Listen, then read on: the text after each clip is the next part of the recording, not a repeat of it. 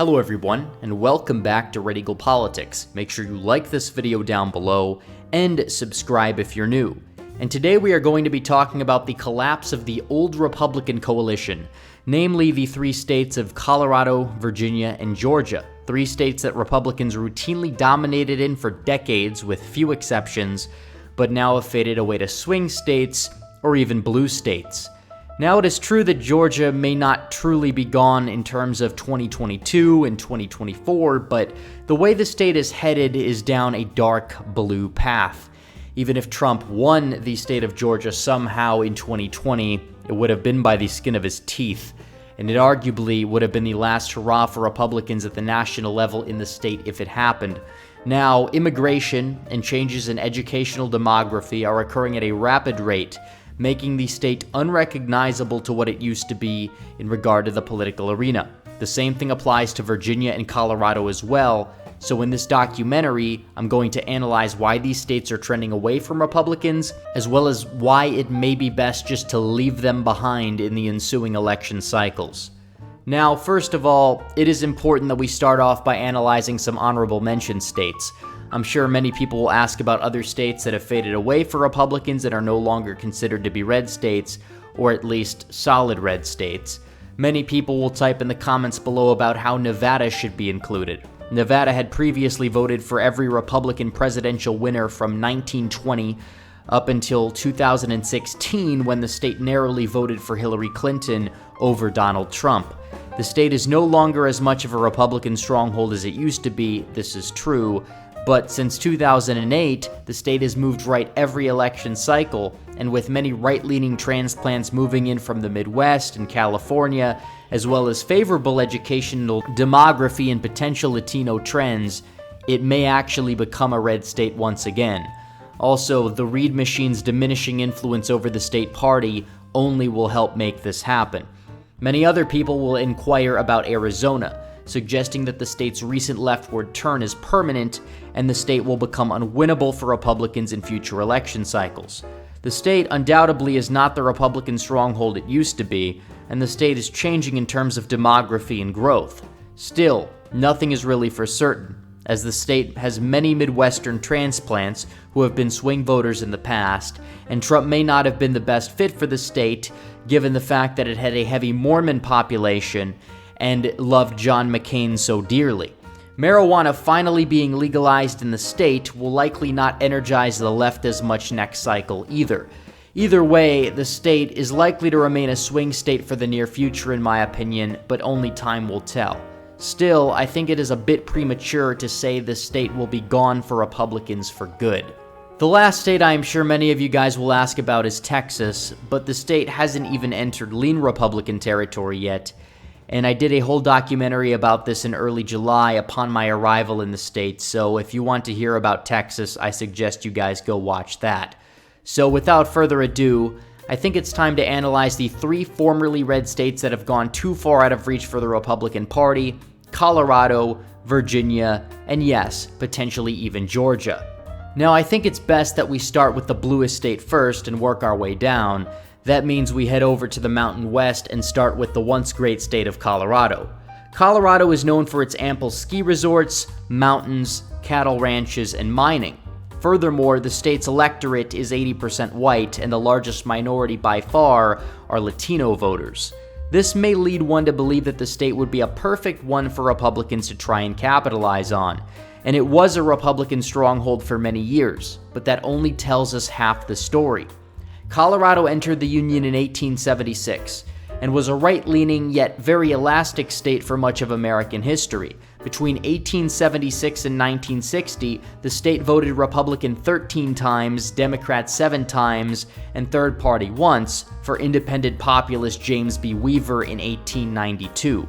After voting for LBJ in his landslide victory over Barry Goldwater in 1964, the state would flip red in 1968 and remain solidly Republican for 2 decades, as Republicans won by likely or safe margins in the state in every election cycle until 1992. In 1992, Arkansas Governor Bill Clinton narrowly won the state over President Bush, but third-party candidate Ross Perot did receive upwards of 23% of the vote. In 1996, as Perot's vote share declined, Bob Dole flipped the state red, despite losing the national popular vote to Clinton by a wider margin than Bush did 4 years prior. In the election of 2000, then Governor of Texas George W. Bush defeated Vice President Al Gore by 8 points in the state, a commanding victory. Still, left-wing Green Party candidate Rolf Nader received over 5% of the vote, which ate into Gore's margin in the state. In 2004, Nader's vote share dropped significantly, and so did Bush's margin of victory over John Kerry, even though Bush still beat him in the state by over 100,000 votes. This would mark the last Republican victory in the state at the presidential level. 2008 was admittedly an awful year for Republicans, and Colorado was no exception. McCain got trounced in the state by nearly 10 points, as the state voted to the left of the national environment for the first time since 1964. And while many expected Republicans to make up ground in the 2010 midterms by flipping the governorship and Senate seat, that never materialized.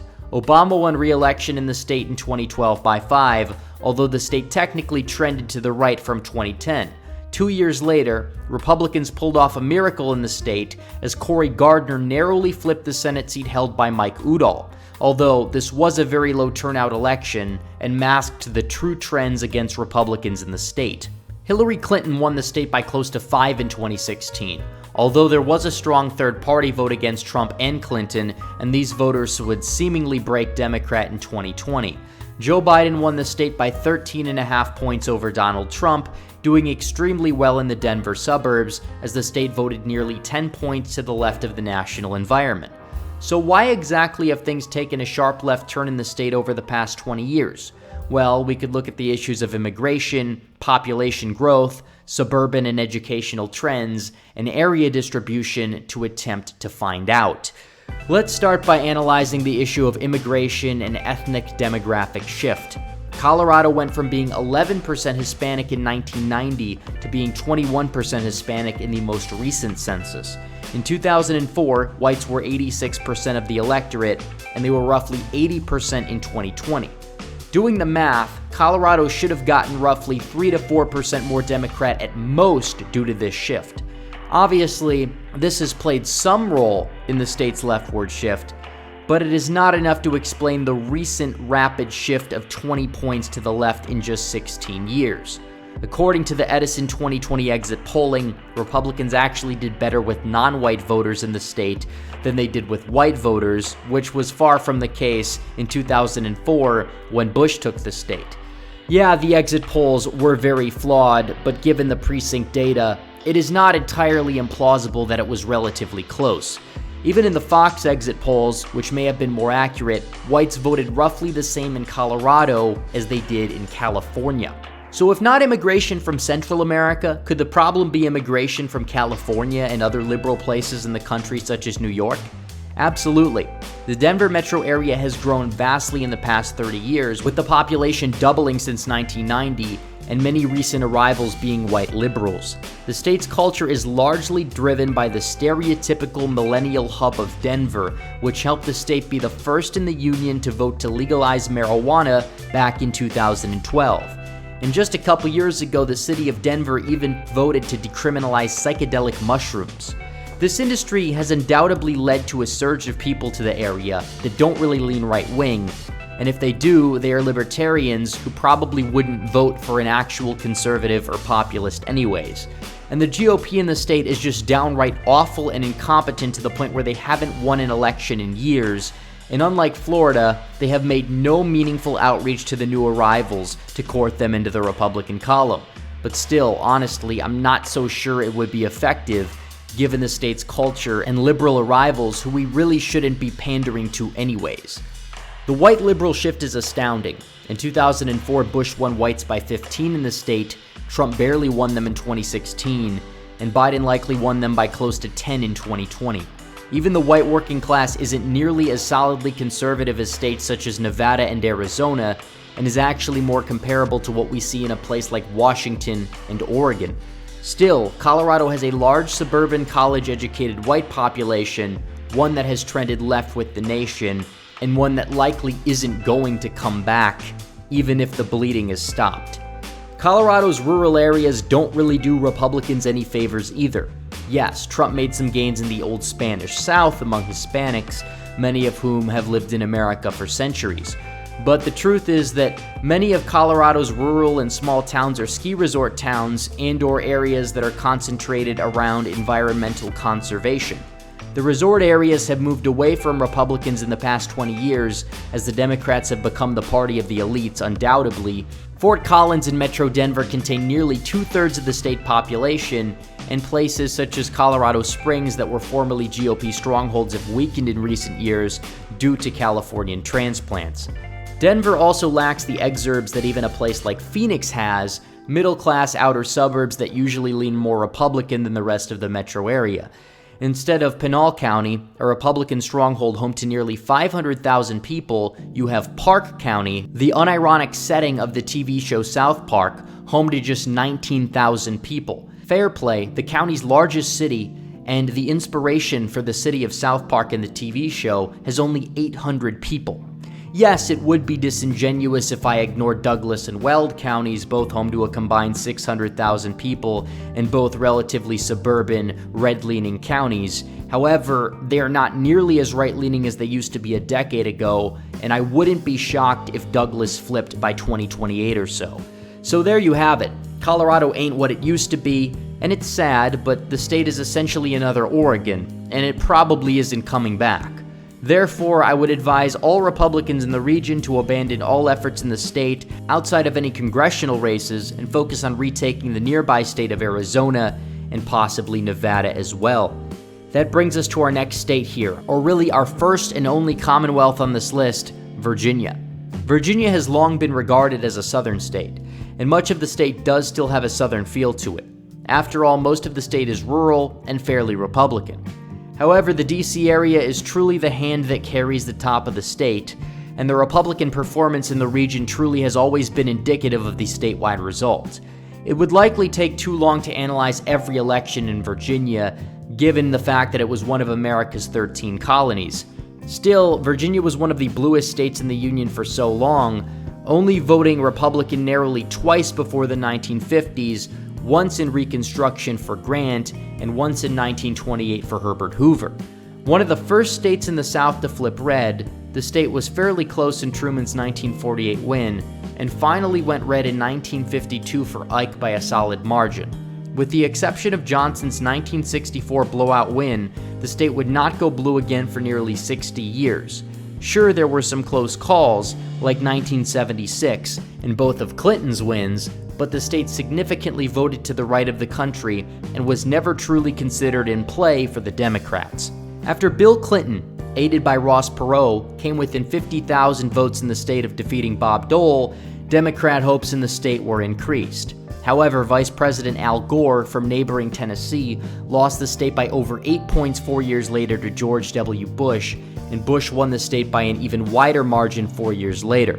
Nova, or Northern Virginia, remained Republican, as even Fairfax County was still red as late as 2000. Fairfax finally flipped blue in 2004, but not by much. It didn't seem as if the state would go the way of the dinosaur, although in retrospect, Fairfax County truly was the first domino to fall. In the blue wave year of 2006, Democrats flipped a Senate seat by a hair as Jim Webb defeated incumbent Senator George Allen. However, Webb was an unabashed blue dog Democrat, one who even backed Trump in 2016. Webb won by limiting Allen's margins in the rural areas, and it was key to his win.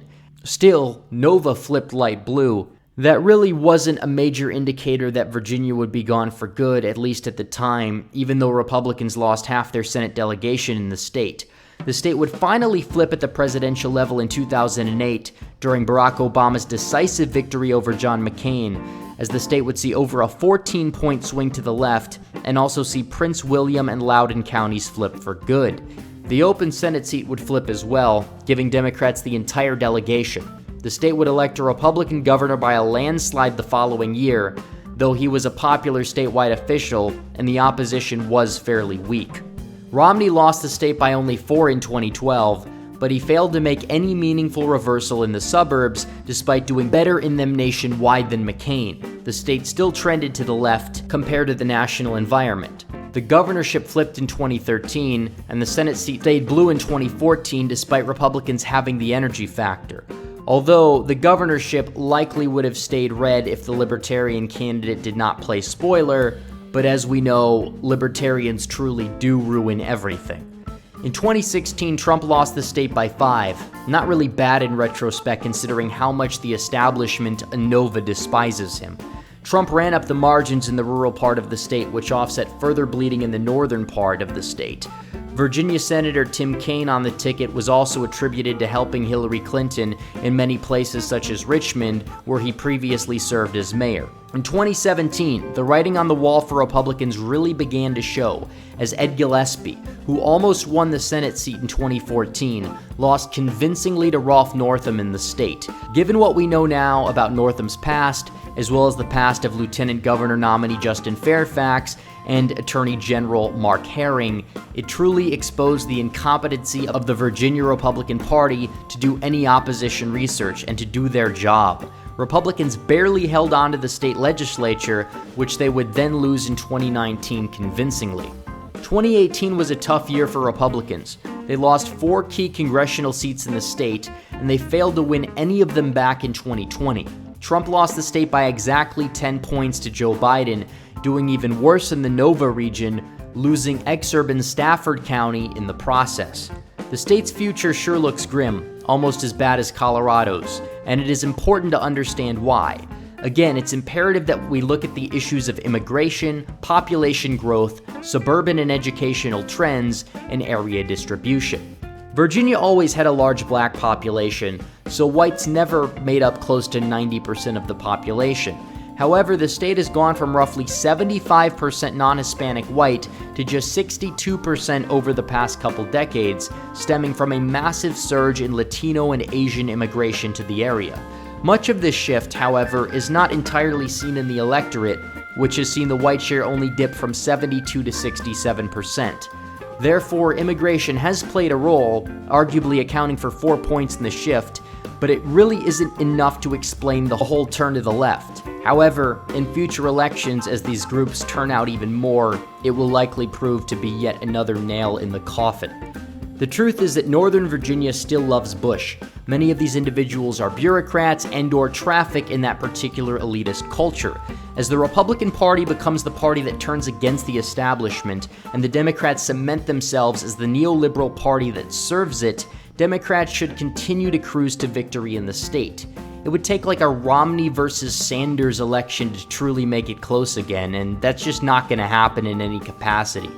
The educational trends have also played a role here as well, as the fact that whites went from backing Bush by 36 in the state to backing Trump by just 8 points over Joe Biden. Much of this shift, just like Colorado's, came specifically from college-educated whites alone, mainly those living in the northern part of the state. Nova also accounts for roughly 40% of the state's population, and the rural areas are already maxed out to the point where there just isn't enough room left for Republicans to make up the lost ground in the smaller metros. The state isn't growing as fast as Colorado, but the population there seems to be so averse to the Trump-style GOP that it would take an incredibly unique circumstance for Republicans to win an election, and the state's GOP being in disarray doesn't help either. Therefore, I would encourage Republicans to try in the state this fall. Terry McAuliffe is an awful campaigner, and even if Glenn Youngkin doesn't win, he actually may be able to make it close enough to the point where Republicans could flip a chamber in the state house one last time to block McAuliffe's agenda. But after that, just let it burn outside of maybe a few competitive congressional races. The last state to make this list is the state of Georgia. Now, Georgia was a solid Democrat state for many years, never voting for a Republican until 1964, when it voted for Barry Goldwater by a likely margin over LBJ. Georgia then voted for Dixiecrat third-party candidate George Wallace in 1968, then voted for Nixon in 1972 by roughly 50 points. Jimmy Carter, the Democrat and favorite son of the state, won the state easily in both 1976 and 1980. The state did go Republican in 1984 and 1988, but flipped blue in 1992 as Bill Clinton narrowly defeated HW in the state, potentially with a little help from Perot. As Perot's vote share declined in 1996, Bob Dole narrowly picked off the state again for Republicans, and Bush beat Gore in the state rather convincingly. In 2004, Bush did even better, winning the state by a massive margin of 17 points, bolstered by his massive support in the Atlanta suburbs of Cobb and Gwinnett counties, where he received nearly 2/3 of the vote in. Now remember the names of those two counties, because it all takes a downhill turn from here.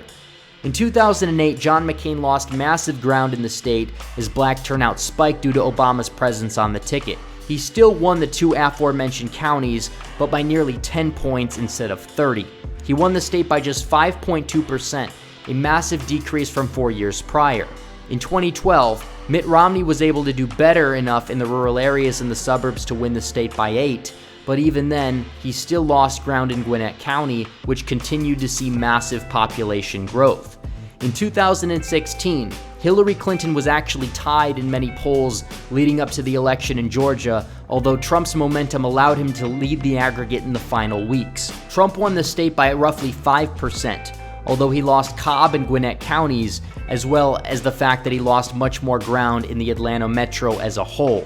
Trump maxed out the rurals outstate, but it seems as if the tipping point was already reached. In 2018, Brian Kemp defeated professional whiner Stacey Abrams for the governorship by just 52,000 votes, although it was a Democrat-favorable year. This raised speculation of the state being very competitive in the 2020 election. I expected it to go to Trump by around 2, especially because of the election law changes that I believe unfairly benefited the opposition. But either way, a few days after the polls closed, Biden took the lead in the state for good, being the first Democrat to win in the state in 28 years. How? I'll leave that up to you guys. But either way, the state has surely moved left from 2012, let alone 2004. The state hasn't really seen a massive surge in Latino population compared to Virginia or even Colorado, so immigration really isn't even the main factor in this state's shift. Although many black Americans from Detroit, Chicago, Milwaukee, and Philadelphia have moved south in recent years, causing the black share of the electorate to rise, which has been a detriment to Republican chances in the state. White liberals have flocked to the area as well, and many college-educated whites have pushed the white vote left. Whites in Georgia backed Bush by a whopping 53% in 2004, but only backed Trump by 39 points in 2020.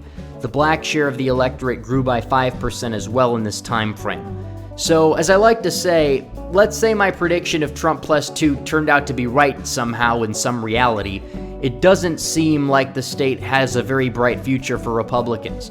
The truth is that the way the Atlanta metro goes, the way the state goes, and it is evident that the feel has gone from a Charlotte, North Carolina to a New York City over the past few decades.